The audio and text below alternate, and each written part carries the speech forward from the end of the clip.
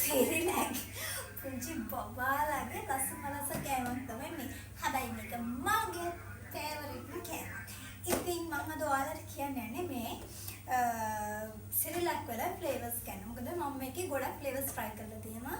ඔයගොල්ලන්ටත් try කරන්න පුළුවන්. ඉතින් මේක පුංචි බබාලගේ කෑමක් වුණා. ඉතින් මමත් ගොඩක් කන්නේ. එමෙති ඔයාලත් ගොඩක් කන්න කැමති වෙයි කියලා හිතනවා.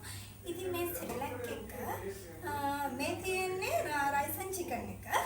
සාමාන්‍යයෙන් වෙනස කන්න අඩුයි කැමති අයට පුළුවන් මෙන්න මේක try කරන්න. මොකද මේකේ වෙනස ගොඩක් අඩුයි. ඒ වගේම චුට්ටක් කැරට් කෑලි නිකන් හැපෙනවා වගේ ගතියකුත් තියෙනවා මේකේ.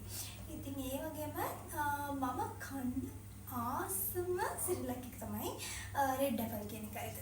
ලස්සන ඇපල් ගෙඩියක් ඇදලා තියෙනවා මෙන්න මෙතන. ඒක තමයි මාරම රස. ඉතින් ඒ වගේම තව හනි ඇඩ් කරපු එකක් තියෙනවා. ඒක සාමාන්‍යයෙන් රසයි.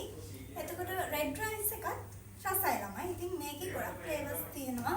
ඉතින් කනවා නම් ඔයාලා try කරනවා නම් කාලා බලන්න පුළුවන්. ගොඩක් රසම රස ෆ්ලේවර් එක තමයි රෙඩ් ඇපල් එක. ඊට පස්සේ රෙඩ් රයිස් එකක් පුළුවන්. ඊට පස්සේ හනි ඇඩ් කරපු එකක් පුළුවන් කන්න. ඉතින් මේක කන්න පුළුවන් ඔයාලට ගොඩක් වෙනස අඩුවෙන් කන අයට. මොකද මේක වෙනස ගොඩක් අඩුයි. ඉතින් මම නම් මේක කෑවේ සිනි චුට්ටක් විතර ඇඩ් කරලා. ඉතින් අද සිරිලැක් කාලා බලලා ඔයාලට ටේස්ට් එකක මේක මම අද try කරපු අලුත්ම ෆ්ලේවර් එක. ඉතින් ඔයාලා try කරලා බලන්න.